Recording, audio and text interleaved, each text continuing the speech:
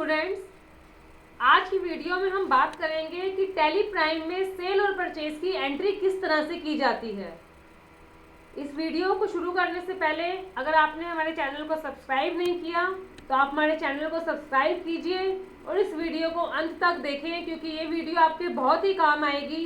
Daily routine में हमें cell purchase की एंट्री करनी होती है, तो इस वीडियो से आपको बहुत ज़्यादा हेल्प मिलेगी। और आप अपने नोटिफिकेशंस को भी ऑन कीजिए ताकि आपको टाइम पे हमारे सारे अपडेट्स मिलते रहें और आप हमारी अच्छी वीडियो को देखते रहें। ये आपके सामने इस तरह से बिल का फॉर्मेट है। अब हम आपको बताएंगे कि टैली में प्राइम में बिल की एंट्री किस तरह से की जाती है। तो यहाँ पे हम टैली प्राइम को खोल रहे हैं। ये हमारे सामने एक कंपनी खुली हुई है। एंट्री करने से पहले हमें लेजर क्रिएट करने होते हैं। सबसे पहले मैं आपको परचेज की एंट्री करना बताऊंगी, क्योंकि जब हम आइटम को परचेज करेंगे तभी हम उस आइटम को सेल कर सकते हैं। तो पहले परचेज की एंट्री करेंगे। परचेज की एंट्री करने के लिए सबसे पहला ऑप्शन है कि आपने क्रिएट में जाना है और लेजर क्रिएट करने हैं, क्योंकि जब तक हमारे लेजर क्रिएट नहीं होंगे हम एंट्री नहीं कर सकते। तो यहाँ पे आप लेजर में जाएंगे। अब लेजर में आपने क्या क्या लेजर क्रिएट करने हैं, यहाँ पे हम एग्जांपल ले रहे हैं कि हमने ABC पार्टी से परचेज की है। तो सबसे पहले हम यहाँ पे जिन पार्टी से परचेज की है उनका नाम क्रिएट कर लेंगे। यहाँ पे हमने पार्टी का नाम लिखा, तो इनसे परचेज की है। तो ये पार्टी क्या है, हमारे सन्ड्री क्रेडिटर्स ग्रुप में जाएगी। जो ग्रुप होते हैं वो टैली में पहले से होते हैं, बस हमें सिलेक्ट करना होता है कि किस लेजर को क्या ग्रुप देना चाहिए। तो यहाँ पे हमने पार्टी को सन्ड्री क्रेडिटर्स ग्रुप दे दिया। ग्रुप देने के बाद यहाँ पे आप उस पार्टी का एड्रेस लिख देंगे। जो भी उस पार्टी का एड्रेस है आपको प्रॉपर लिखना है। इसके बाद यहाँ पे आप उसका स्टेट डालेंगे, पिन कोड डालेंगे और यहाँ पे उस पार्टी का आप GST नंबर डालेंगे। जिनसे आप परचेज कर रहे हैं उस पार्टी का GST नंबर। एक ही लेजर हमारे सामने ABC इंडस्ट्री का क्रिएट हो गया। तो एक ही लेजर हमने क्रिएट कर लिया। अब नेक्स्ट लेजर है कि हमने परचेज करनी है। तो यहाँ पे हम एक परचेज का लेजर बनाएंगे। यहाँ फरीदाबाद की कंपनी है, तो टैक्सेबल परचेज के नाम से 18% हमारे आइटम पे टैक्स चार्ज होता है, इसलिए हमने टैक्सेबल परचेज 18% के नाम से लेजर बना लिया। इसका हमने ग्रुप दिया परचेज अकाउंट, क्योंकि ये हमारी परचेज है। परचेज का ग्रुप देने के बाद देखिए आपके सामने ये आ रहा है GST एप्लीकेबल। ये बहुत ही इम्पोर्टेंट तो है, ये जो है आपका GST एप्लीकेबल का ऑप्शन, क्योंकि इस ऑप्शन को आप यस करेंगे तो ही आपकी एंट्री प्रॉपर होगी।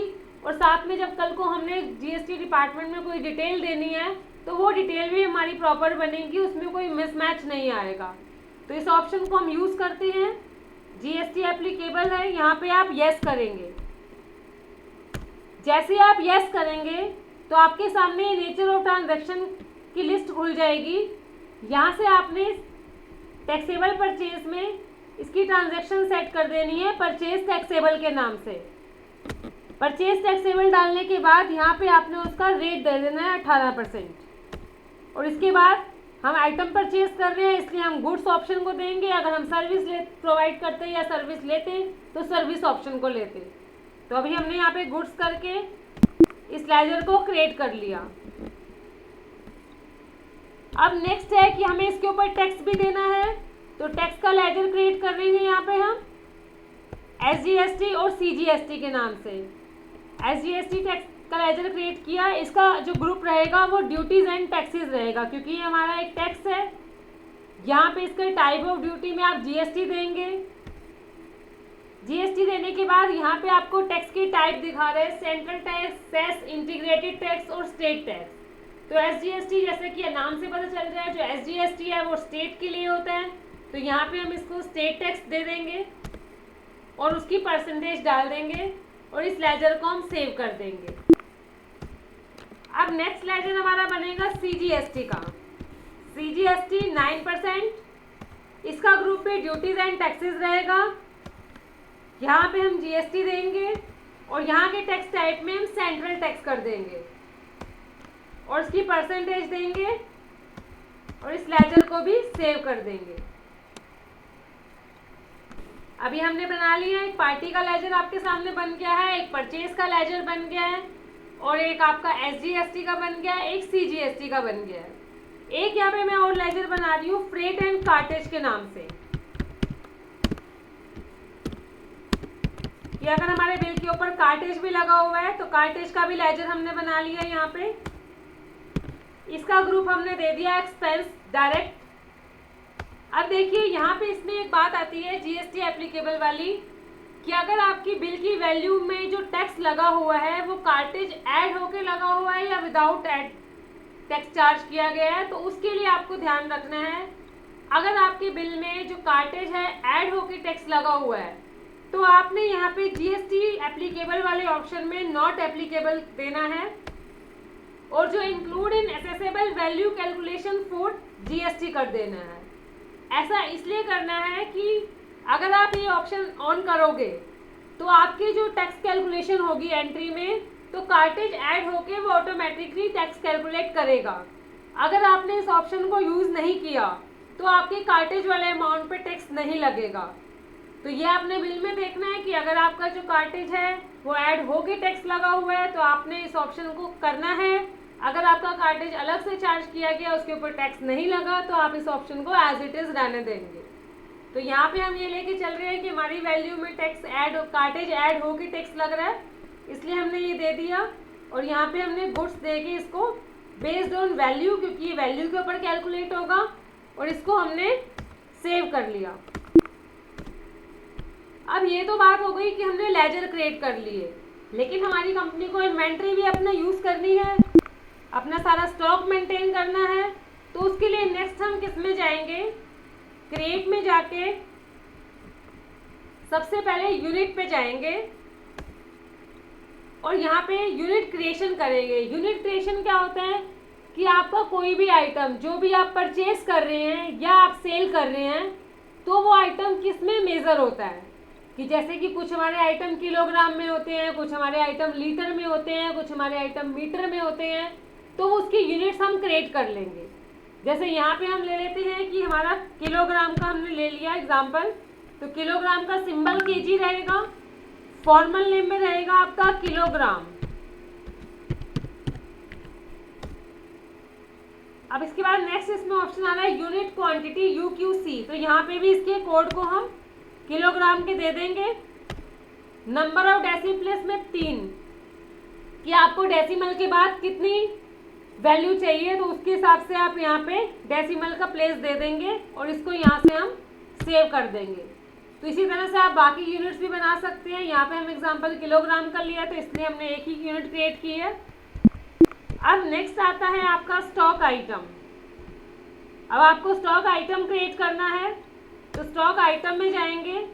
यहाँ पे एक आइटम हम ले रहे हैं कि शीट, कि हमारी कंपनी ने शीट परचेज की है। अब जैसे शीट लेके इसके अंडर में प्राइमरी रहेगा, इसका जो अंडर ग्रुप है। अब ये देखो यहाँ पे आ गया यूनिट, कि आपकी ये शीट किस में मेजर होती है। तो जैसा कि अभी हमने यूनिट बनाई थी किलोग्राम, तो यहाँ पे ये देखो किलोग्राम आ रहा है। अब यहाँ से आप किलोग्राम को सिलेक्ट कर लोगे। अब ये पूछ रहा है आपसे GST एप्लीकेबल, कि क्या आपके इस आइटम पे GST लगता है, तो आप यहाँ पे भी यस करेंगे। यस करने के बाद टैक्स लायबिलिटी में आप दे देंगे कि इसके ऊपर टैक्स लग रहा है, तो ये टैक्सेबल हो गया, और उसकी परसेंटेज देंगे और इसको सेव कर लेंगे। तो इस तरह से ये हमारी आइटम क्रिएशन हो गई। अब हम आते हैं एंट्री पे। एंट्री करने के लिए आप क्या करेंगे, वाउचर्स में जाएंगे। वाउचर्स में गए, अब देखिए साइड में जो आपकी ये वाउचर कीज आ रही है, ये सब हमारी वाउचर की होती है कि हमने कौन सी एंट्री कौन सी की से करनी है। जैसे कि आप स्क्रीन पे देख रहे हैं, आपके सामने पेमेंट लिखा हुआ आ रहा है। अब हमने कर दी है परचेज की एंट्री, तो परचेज की एंट्री के लिए यहाँ से आप परचेज पे क्लिक भी कर सकते हैं, F9 भी प्रेस कर सकते हैं। तो यहाँ पे हमने परचेज पे ऑप्शन पे गए।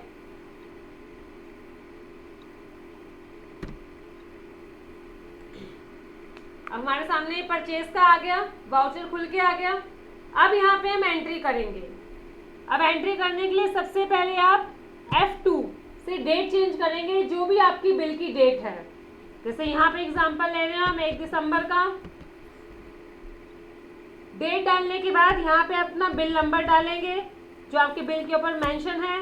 बिल नंबर डालने के बाद जो डेट है, ये डेट ऑटोमेटिकली आ जाएगी। जो आपकी मेन डेट थी वो F2 से ही चेंज हुई है। अब ये कह रहे हैं पार्टी नेम, कि आपने यहाँ पे जिनसे परचेज किया उनकी नाम का जो है पार्टी का नाम डालना है। तो यहाँ पार्टी का नाम हमारा आ रहा है ABC इंडस्ट्री, उसके ऊपर एंटर किया।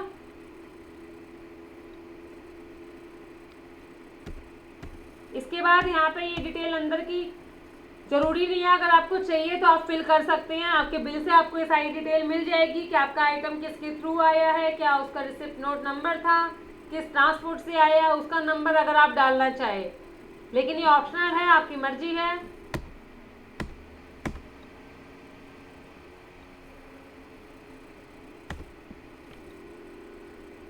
ये नाम और एड्रेस हमने पहले लेजर में क्रिएट कर लिया था, इसलिए ये अपने आप ही आ रहा है। यहाँ पे हमें कुछ नहीं करना है। अब देखिए यहाँ पे आपसे पूछ रहे हैं परचेज लेजर कि कौन सी परचेज है, यानी आपने जो परचेज किया है अपने आइटम का, तो वो परचेज आपकी अपने स्टेट के अंदर की है, स्टेट के बाहर की है, या टैक्स फ्री आइटम है। तो जैसा कि हमने लिया था कि हमारी कंपनी में हरियाणा की है और हम परचेज भी हरियाणा से कर रहे हैं, तो यहाँ पे हम टैक्सेबल परचेज मेंशन करेंगे। अब इसके बाद यहाँ पे हमसे पूछेगा आइटम नेम कि क्या आइटम आपने परचेज किया है। तो यहाँ पे हमने आइटम डाला शीट, कितनी क्वांटिटी परचेज की है, यहाँ पे हमने दे दी इसकी क्वांटिटी 1000। यहाँ पे हमने इसका रेट मेंशन कर दिया, ये सब आपको बिल में से मिल जाएगा। इसके बाद इसी बिल में अगर आपका दूसरा आइटम भी होता तो वो आप यहाँ पे मेंशन कर सकते हैं, नहीं है तो आपने पहले एक बार एंटर करना है। अब एंटर करने के बाद इसके ऊपर टैक्स लगेगा, जैसा कि आपको बताया था कि टैक्सेबल परचेज है तो SGST और CGST आएगा। ये देखिए SGST आ गया और CGST आ गया। अब ये तो हो गया कि विदाउट कार्टेज अगर आपका बिल है तो आपको SGST और CGST आपने दिखाया तो उसने वैल्यू पे कैलकुलेट कर लिया। बट मैंने अभी आपको बताया था कि अगर हमारे बिल में कार्टेज भी लगा हुआ है तो उस केस में हम क्या करेंगे, कार्टेज को भी मेंशन करेंगे। तो यहाँ पे हम फ्रेट एंड कार्टेज दे देंगे कि जब हमने शीट को परचेज किया तो उसके ऊपर हमने 2000 रुपीज़ का कार्टेज भी पे किया। तो अब जो हमारा टैक्स आएगा, पहले हमारा टैक्स 50,000 के ऊपर आया था कैलकुलेट होके, अब हमारा टैक्स जो है 52,000 के ऊपर आएगा। देखो आप अमाउंट चेंज हो गया हमारे टैक्स का, SGST और CGST। अब ये टैक्स इसने 52 पे इसलिए कैलकुलेट किया है क्योंकि मैंने आपको ऑप्शन बताया था कि हमने GST एप्लीकेबल वाले ऑप्शन को नॉट एप्लीकेबल किया था और उसको टैक्स कैलकुलेशन के लिए ऑन किया था। अगर हम वो चीज़ ना करते तब यहाँ पे ये 50,000 के ऊपर ही टैक्स कैलकुलेट करता। अब यहाँ से एंटर करेंगे। अभी आपसे पूछ रहे हैं कि अगर आप इसका ई-वे बिल भी जनरेट करना चाहते हैं तो आप यहाँ से यस करेंगे और ई-वे बिल भी जनरेट कर सकते हैं। इसके बाद यहाँ पे आप इसका बिल नंबर ऑटोमेटिकली आ रहा है, उसको आप सेव कर देंगे और एंटर कर देंगे। तो इस तरह से ये हमारी एक पूरी परचेज की एंट्री कंप्लीट हुई। अब आप देख रहे होंगे कि एक एंट्री करने के लिए जो जो लेजर चाहिए थे तो पहले हमने उन सबको क्रिएट किया है, क्योंकि अगर हम इसमें से कुछ भी क्रिएट ना करते तो हमारी एंट्री कंप्लीट ना हो पाती। तो इसलिए मेन इसमें है कि आपकी एंट्री तभी सही होगी अगर आपके लेजर प्रॉपर तरीके से क्रिएट हैं और उनका जो ग्रुप है वो सही से दिया हुआ है और आपका टैक्स भी ऑटोमेटिकली कैलकुलेट होगा। आपने इस बात का बहुत ज़्यादा ध्यान रखना है कि टैक्स जो है अपने आप कैलकुलेट होकर आना चाहिए, क्योंकि अगर हम टैक्स का अमाउंट हाथ से लिखते हैं एंट्री तो हो जाती है लेकिन आगे जाके वो हमें GST के टाइम पे मिसमैच का ऑप्शन दिखा देता है। तो इस तरह से हमारी एक परचेज की एंट्री कंप्लीट हो गई। अब इस एंट्री को अगर आप देखना चाहें तो वो कहाँ पर देख सकते हैं वो भी मैं आपको बता देती हूँ। डिस्प्ले में जाएंगे, अकाउंट बुक में जाएंगे, परचेज रजिस्टर में जाएंगे। अब ये देखिए परचेज रजिस्टर में आप जाएंगे, दिसंबर मंथ में हमने एंट्री की थी, आप एंटर करेंगे तो ये आपके सामने आपकी एंट्री खुल के आ गई। तो आप यहाँ पे अपनी परचेज की एंट्री को देख भी सकते हैं, कुछ चेंजेस करना है, कुछ गलती हो गई तो वो भी कर सकते हैं। अब हम बात करते हैं सेल की एंट्री की। अब देखिए सेल की एंट्री के लिए क्या है कि लेजर तो हम क्रिएट करेंगे, उसके लिए क्रिएट में जाएंगे, लेकिन जो इसकी इन्वेंट्री की अगर बात करें तो इसकी इन्वेंट्री दो तरह से होती है। पहले हम लेजर क्रिएट कर लेते हैं, फिर हम इन्वेंट्री की बात करेंगे। क्रिएट में गए, यहाँ पे हम लेजर में गए। अब जैसा कि हमने परचेज का लेजर क्रिएट किया था, वैसे ही हम एक टैक्सेबल सेल का लेजर क्रिएट कर लेते हैं। इसको भी अंडर में हमने सेल अकाउंट दिया, उसको परचेज अकाउंट दिया था। यहाँ पे जीएसटी पे यस किया, सेल टैक्सेबल और उसकी परसेंटेज मेंशन कर दी। एक हम कर लेंगे पार्टी का नाम क्रिएट, जिस पार्टी को हमने सेल करनी है। तो यहाँ पे हमने कंपनी का नाम क्रिएट कर लिया, इनको हमने ग्रुप दिया सन्ड्री डेटर्स, यहाँ पे इनका हमने एड्रेस दे दिया,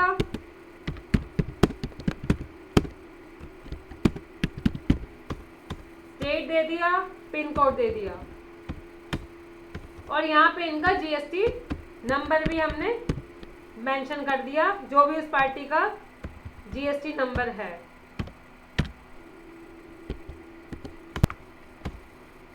तो एक हमने ये लेजर बनाया और एक हमने सेल का लेजर बनाया।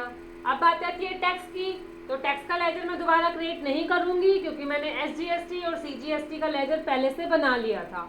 हाँ, इसमें भी एक बात आती है, कुछ कंपनीज क्या करती हैं कि सेल और परचेज के लिए एसजीएसटी और सीजीएसटी का लेजर अलग अलग बना लेती हैं। तो उस केस में वो क्या करते हैं कि एसजीएसटी परचेज के टाइम इनपुट के साथ क्रिएट कर लेते हैं और जो सेल के टाइम है साथ में आउटपुट लिख लेते हैं, यानी एसजीएसटी इनपुट और एसजीएसटी आउटपुट। बट मैंने यहाँ पे एक ही लेजर लिया है, आप भी एक लेजर भी ले सकते हैं और दो डबल भी जो है सेल और परचेज के लिए अलग से भी क्रिएट कर सकते हैं, वो आपकी मर्जी है। अब ये तो हो गई हमारी पार्टी के नेम और हमारा सेल का लेजर। अब बात आते हैं इन्वेंट्री की करते हैं। अब देखिए दो बातें होती हैं कि आप जो अकाउंट्स मेंटेन कर रहे हैं वो ट्रेडिंग कंपनी के कर रहे हैं या मैन्युफैक्चरिंग कंपनी के कर रहे हैं। अगर आप ट्रेडिंग कंपनी के अकाउंट्स मेंटेन करते हैं तो आपको आइटम क्रिएट करने की जरूरत नहीं है। क्यों? क्योंकि ट्रेडिंग कंपनी का मतलब है कि आपने जो आइटम परचेज किया वही आइटम आपने सेल कर लिया। तो आप क्या करेंगे, सीधा लेजर क्रिएट करके एंट्री में जाएंगे और अपनी वाउचर्स में जाके एंट्री कर लेंगे। लेकिन दूसरी बात आती है मैन्युफैक्चरिंग कंपनी की। अब मैन्युफैक्चरिंग कंपनी के केस में क्या होता है कि आपने परचेज तो कोई और आइटम किया, बट आपने उस आइटम को मिला के कुछ आइटम बनाया, फिर उसको आपने सेल किया। तो इसलिए इसके लिए हम क्या करेंगे कि सेल का आइटम जब क्रिएट करेंगे तो उसमें एक ऑप्शन और ऑन करेंगे ताकि हमारा जो स्टॉक है वो प्रॉपर तरीके से मेंटेन हो सके। तो यहाँ पे आपके लिए हम आइटम अब क्रिएट करते हैं। क्रिएट में गए, यहाँ पे हमने दिया स्टॉक आइटम।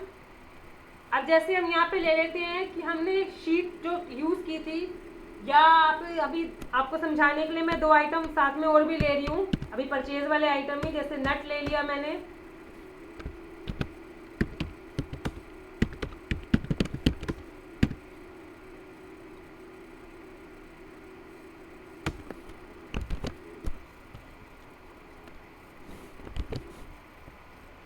ये हमने आइटम क्रिएट कर लिया।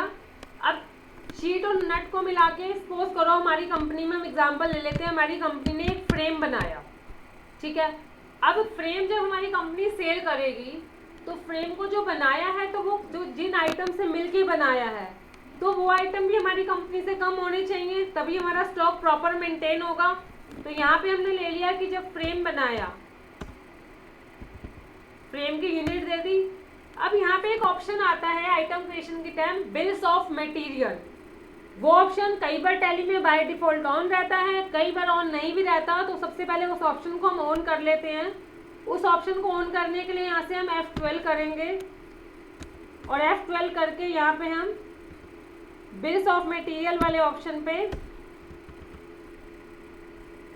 यस कर लेंगे। यहाँ पे एक ऑप्शन आ रहा है, ये देखिए,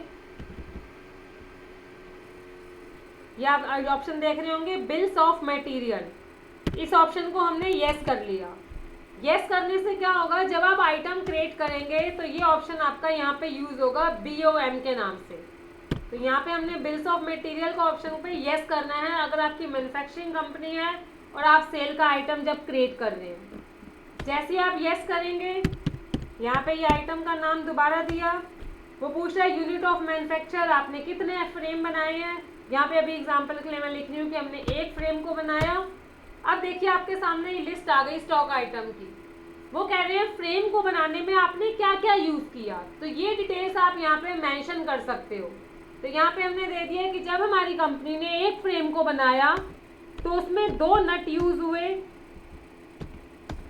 और इसमें 10 शीट यूज़ हुई। तो ये हमने इस तरह से आइटम क्रिएट कर लिया और वही जीएसटी पे जैसे पहले भी यस किया था, यस करके अगर आपके आइटम पे टैक्स लग रहा है तो टैक्सेबल और कितने % लग रहा है, ये करके हमने इसको सेव कर लिया। अब ये तो हो गई आइटम क्रिएशन की बात। अब अगर हम आइटम क्रिएट करने के बाद सीधे एंट्री कर देंगे तो हमारी इन्वेंट्री पे कोई इफेक्ट नहीं पड़ेगा। मतलब जो हमारे परचेज वाले आइटम यूज़ हुए हैं सेल वाले आइटम को बनाने के लिए, तो वो एज इट इज़ रहेंगे। बट हमें तो अपने स्टॉक को मेंटेन करना है, तो उसके लिए हमें एक चीज़ और करनी होगी, एक नया हमें वाउचर का टाइप क्रिएट करना होगा। जैसे कि हमारे बाय डिफ़ॉल्ट तो टैली में लेजर जो है वाउचर जब हम एंट्री करते हैं तो क्रिएट रहते हैं, तो वो वाउचर हमारे देखिए जैसे आप कॉन्ट्रा, पेमेंट, सेल, परचेज, ये सब कुछ क्रिएट हो रखा है। बट अब हमें मैन्युफैक्चरिंग करने की एंट्री करनी है, तो इसके लिए हम क्या करेंगे, यहाँ पे क्रिएट में जाएंगे, वाउचर टाइप में यहाँ पे क्रिएट करेंगे मैन्युफैक्चरिंग जर्नल। तो यहाँ पे नेम में दिया manufacturing journal, type of voucher में देंगे स्टॉक जर्नल। बाकी सब ऑप्शंस को एज इट इज रखते हुए यहाँ पे आप इसको यस कर लेंगे, use as a manufacturing journal, कि हमें इस मैन्युफैक्चरिंग जर्नल को स्टॉक के इफेक्ट के लिए यूज करना है। इस पे यस करने के बाद आप इसको सेव कर देंगे। अब हम आते हैं एंट्री पे।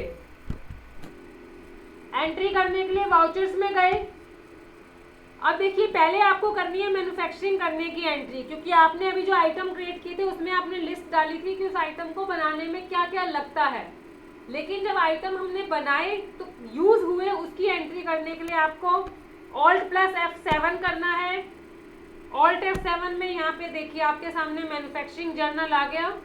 मैन्युफैक्चरिंग जर्नल पे एंटर किया, ये पूछ रहा है नेम ऑफ प्रोडक्ट, यहाँ पे हमने आइटम का नाम दिया फ्रेम। अब वो कह रहे हैं आपने कितने फ्रेम बनाए, तो हमने यहाँ पे दे दिया कि हमने 10 फ्रेम बनाए। जैसे ही आप 10 लिख के एंटर करेंगे तो देखिए ये आपके सामने लिस्ट आ रही है। हमने आइटम क्रिएट करते वक्त डाला था कि हमारे एक फ्रेम को बनाने में 10 किलो शीट लगती है और 2 नट लगते हैं। तो यहाँ पे इन्होंने दिखा दिया कि जब आपने 10 फ्रेम बनाए तो आपकी 100 किलो शीट यूज़ हो गई और आपके 20 नट यूज़ हो गए। इस एंट्री को सेव कर देंगे।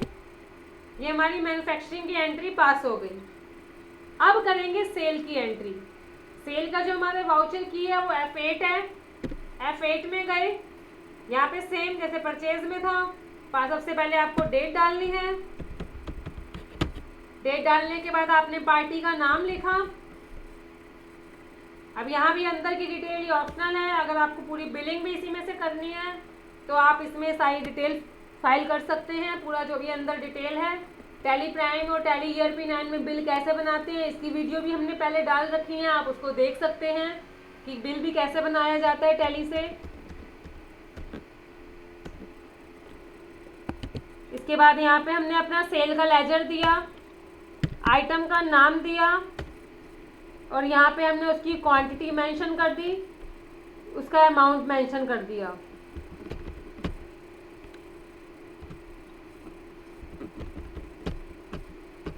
इसके बाद यहाँ पे दूसरा आइटम है तो दे देंगे, नहीं तो सेम इसमें भी SGST और CGST, और यहाँ पे आप इसका बिल नंबर दे देंगे, जो भी आपका बिल नंबर है।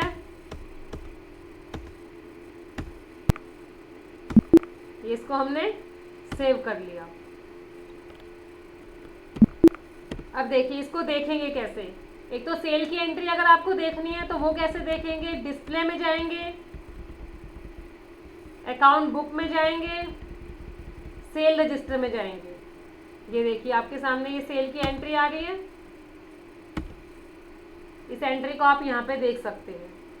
अब दूसरी बात, मैं आपको स्टॉक का इफेक्ट भी दिखाती हूँ कि हमारी स्टॉक समरी पे क्या इफेक्ट पड़ा है इसका। तो यहाँ पे हम स्टॉक समरी में जाते हैं। जैसा कि पहले मैंने आपको दिखाया है कि शीट पे गए, शीट हमने परचेज की थी।